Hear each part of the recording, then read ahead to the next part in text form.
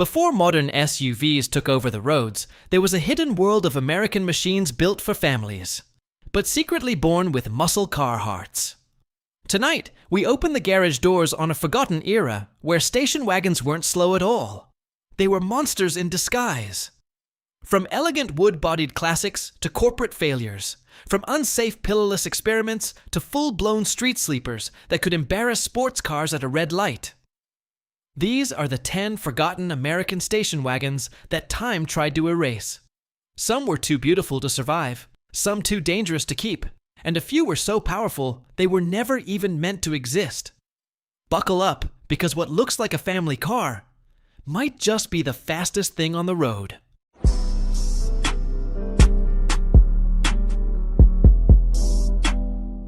Before America was pulled into World War II, Pontiac created one of the most beautiful station wagons of its era, the 1941 Pontiac Custom Torpedo 8 Woody. This wasn't just a car, it was a handcrafted luxury masterpiece, built at a time when skilled carpenters were just as important as automotive engineers. Weighing around 3,500 pounds, the wagon featured a stunning body made from real ash and mahogany wood, polished to a glossy finish that looked more like expensive furniture than transportation. Under the hood sat a smooth, straight-8 engine, producing 103 horsepower, giving wealthy families both comfort and elegance on the road. But the same wooden body that made this Pontiac so special also became the reason so few survived. Most people assume these wagons simply rotted away over time, but the real story is far darker. During the freezing winters after World War II, many families struggled just to stay warm. Heating fuel was scarce, so desperate owners began tearing the wooden panels and doors off their own cars to burn as firewood. These once luxurious wagons were literally sacrificed for survival. Today, finding a fully original 1941 Pontiac Woody is incredibly rare. The few remaining examples are treated like priceless automotive treasures, often selling for well over $100,000 at collector auctions. They stand as a fragile reminder of a unique era in American automotive history that can never be recreated. Watching a legendary company collapse is never easy, and by 1958, Packard was already fighting for survival. Once known as one of America's most respected luxury automakers, the brand was running out of money fast.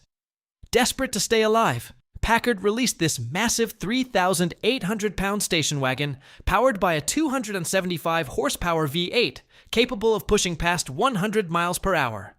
On paper, it sounded impressive. But underneath the shiny chrome and famous Packard badge was a secret buyers quickly discovered. This wasn't truly a Packard at all.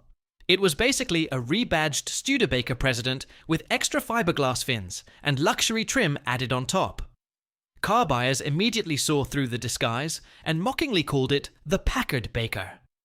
Sales were disastrous, and dealerships struggled to move them off the lot. In total, only 159 of these wagons were ever built before Packard finally collapsed for good.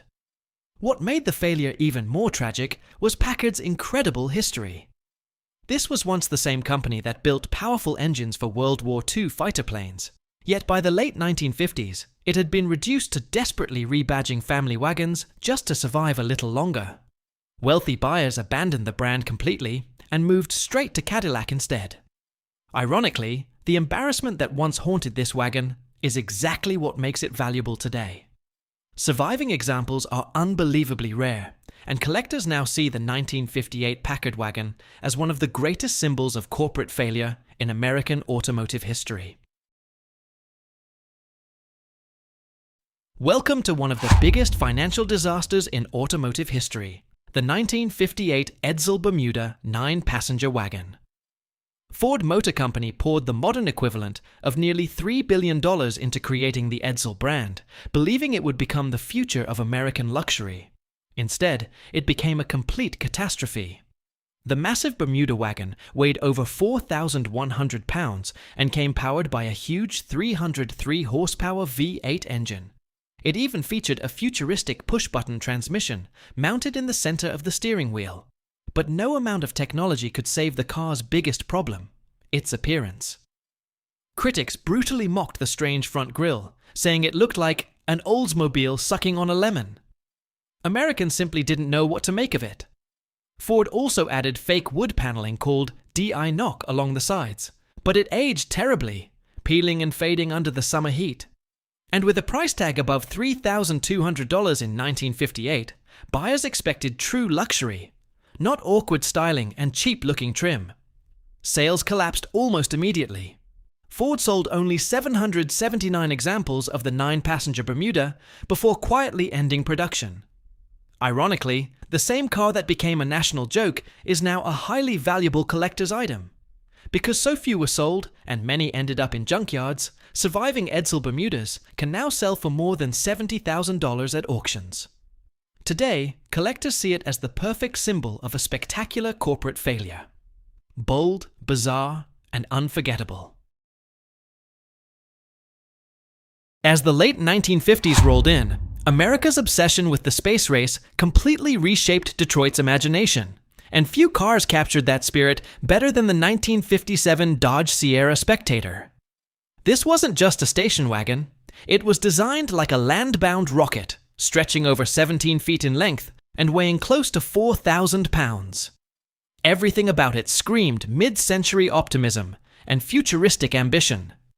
Its most dramatic feature was the towering rear tail fins, exaggerated and bold, built more for visual impact than any real aerodynamic purpose. Under the hood, a 285 horsepower V8 gave this heavyweight surprising performance, allowing it to reach speeds of around 115 miles per hour under the right conditions. But what truly set it apart was its rear-facing third-row seat, letting passengers, often kids, watch the road vanish behind them with absolutely no seat belts or modern safety concerns. The Sierra Spectator perfectly reflects a time when gasoline was cheap, regulations were minimal, and design was driven purely by imagination and marketing flair. Safety was an afterthought, and style ruled everything. Somewhere in the American Midwest, enthusiasts still believe a few untouched examples are hidden away in old barns, waiting to be rediscovered like automotive time capsules. But behind this era of bold design, the industry was brutally competitive. Even the most beautiful creations were vulnerable to corporate decisions made in boardrooms far from the showroom floor.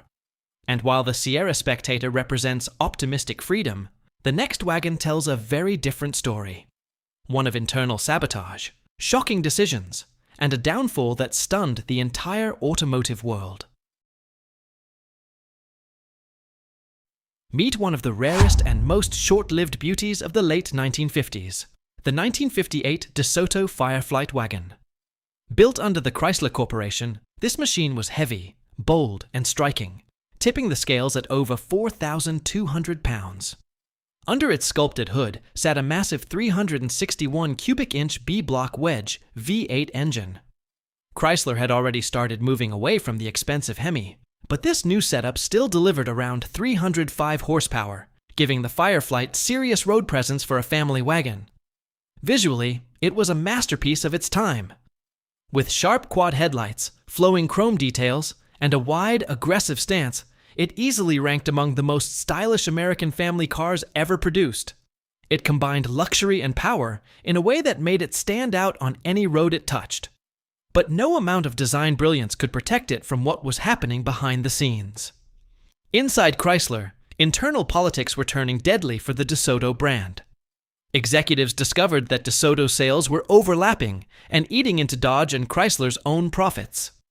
Instead of saving the brand, they made a ruthless decision: slowly shut it down. Marketing budgets were cut, production was reduced, and the brand was quietly strangled from within. Only a few hundred Fireflight wagons were ever built before the nameplate disappeared completely.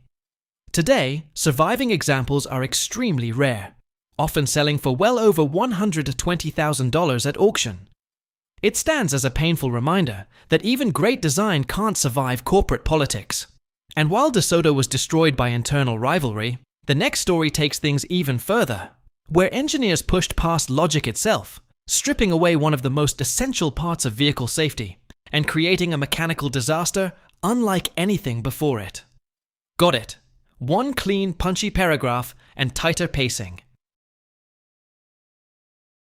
Welcome to one of the most controversial design experiments of the early 1960s, the Pillarless hardtop wagon, led by the 1961 Chrysler New Yorker Town and Country. Chrysler wanted to transform a family wagon into something that felt like a luxury yacht on wheels, so they removed the B-pillar, the central steel support between the doors. The result was stunning at first glance, with massive uninterrupted glass panels creating a futuristic and expensive look. Beneath that beauty sat a 4,400-pound wagon, powered by a 413 cubic inch V8, producing around 350 horsepower, capable of cruising effortlessly at 120 miles per hour on the new interstate highways. But the design came at a serious cost. Without the B-pillar, the body lost essential rigidity, causing the entire structure to flex and twist over rough roads, potholes, and rail crossings.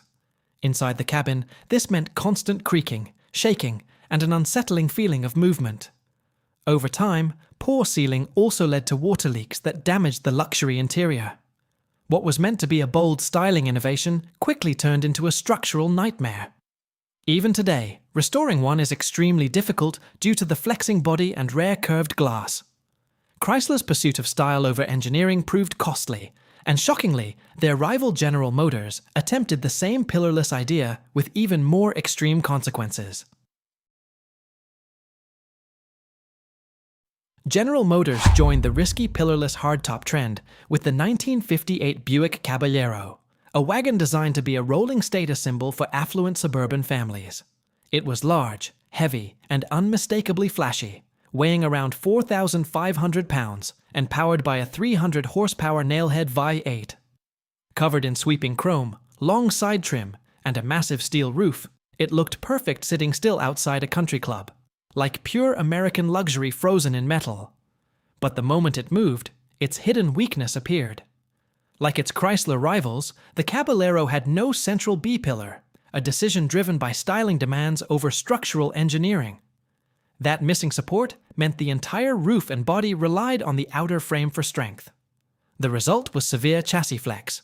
On uneven driveways or rough roads, the body could twist so badly that doors became difficult, or even impossible, to open and close properly. In extreme cases, the stress on the frame and windows could cause glass failure, turning elegance into embarrassment. Buick's glamorous experiment quickly became a costly problem, and after just a short production run, the Caballero was discontinued, making surviving examples rare today. It stands as one of the clearest examples of style overpowering engineering in late 1950s automotive design. But as the 1960s arrived, tastes shifted dramatically. Families were no longer impressed by fragile luxury and chrome-heavy design. Instead, they wanted raw power, durability, and performance. The age of delicate family wagons was fading, and the era of the disguised muscle wagon was just about to begin. Welcome to the third and final phase, the sleeper era. The 1969 Dodge Coronet 440 wagon is one of the most misunderstood family cars of its time. The 440 badge on the side didn't mean it had a massive 440 cubic inch engine, as many people assumed. It was simply a trim-level name. In reality, most of these wagons came with a modest 318 cubic inch V8 built for basic, everyday family use. But Dodge gave buyers something special, the option to secretly upgrade it. Order sheets allowed a heavy-duty 383 cubic inch big block V8, turning this quiet family wagon into something far more dangerous than it looked. On the outside, it was just a practical grocery hauler, weighing around 3,900 pounds. But underneath, it could be a full-blown street sleeper. This became the ultimate hidden advantage for American fathers who wanted performance without giving up practicality. At stoplights, teenage drivers in light sports cars would often laugh at the big, boxy wagon next to them. But the moment the light turned green, the story changed completely. The big block V8 would unleash brutal torque, the rear tires would break loose, and the wagon would surge forward in a cloud of smoke, shocking everyone who underestimated it. The Coronet wagon proved that family cars didn't have to be slow or boring. They could secretly be monsters in disguise. And while Dodge mastered the sleeper formula, Plymouth was watching closely, ready to push the idea even further. What they created next turned the humble wagon into something far more terrifying, a true street weapon hiding in plain sight. Let's dive into pure automotive mythology, the 1970 Plymouth Sport Suburban. This wasn't a lightweight performer. It was a 4,100-pound full-size wagon built to haul families, luggage, and everything in between. In factory form, buyers could option the big 440 cubic inch V8, delivering around 350 horsepower, giving this heavy machine serious highway authority for its time. But here's where the legend gets twisted. Despite popular stories, Plymouth never officially offered a factory six-pack carburetor setup on this wagon. The brand simply refused to install a triple carb performance system in a family-oriented vehicle. Any so-called six-pack wagons you hear about today were not factory creations. They were built later by enthusiasts. Owners would take the standard 440-powered wagon and manually bolt on high-performance six-pack intake systems themselves, creating raw, unstable, and wildly aggressive machines. When these modified engines hit full throttle, the sound was violent and unmistakable. A deep, metallic roar mixed with a loud, sucking induction scream that shook the entire cabin.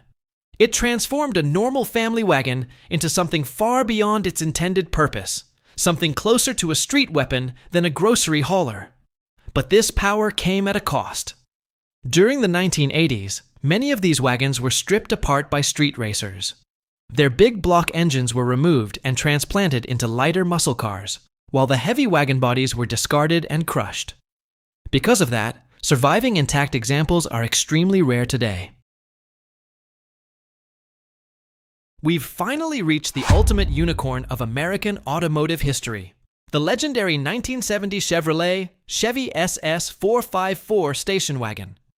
Officially, Chevrolet has always denied that a factory-built SS wagon like this ever existed.